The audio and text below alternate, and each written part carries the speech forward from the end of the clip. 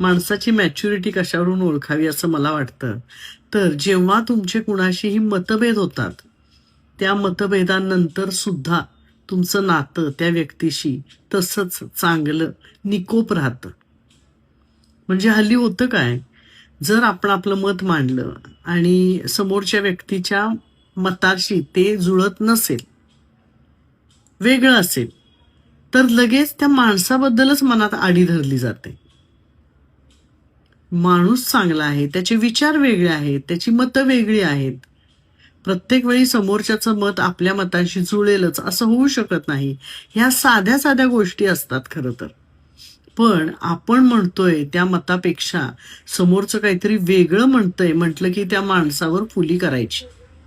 अशी आता नवीन पद्धत रूढ झालीय. आणि मग कुणाच्या तरी गुडबुक्समध्ये राहण्यासाठी माणसं आपलं स्पष्ट मत मांडतच नाहीत. समोरच्याला होला हो करत राहतात. तसं होऊ देता कामा नये. खरं तर उलट समोरच्याचं मत काय आहे ते समजून घेऊन त्याच्यावर विचार करून कधी कधी ते बरोबर आहे हे सुद्धा मान्य करता आलं पाहिजे.